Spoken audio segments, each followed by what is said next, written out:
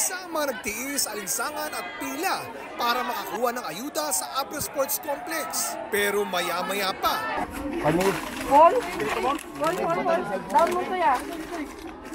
may mga nahilo na pala at nahimatay. Mahirapan daw talaga ang pagkontrol sa libo-libong benepisaryo kahit 700 pulis, sundalo at marshal ang nagbantay.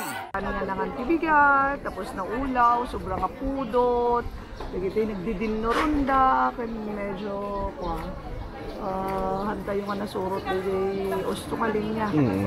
Sobrang init kaya sunod-sunod ang mga tauhan ng MMDA na inabutan kong nagpapakuha ng blood pressure sa mga nag-iikot na health personnel ng MMDA. May time na nahihilo kapag sobrang init na siya talaga. Kasi kahit bata, pwedeng ma-heat stroke eh.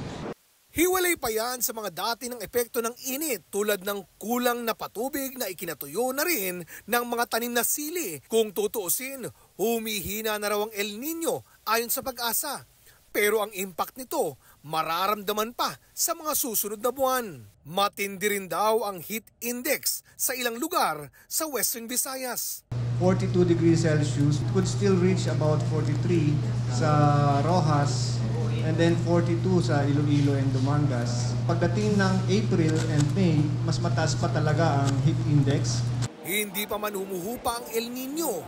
Naglunsad na ang Pag-asa ng La Nina Watch dahil posible raw na yan ang sunod na mararanasan.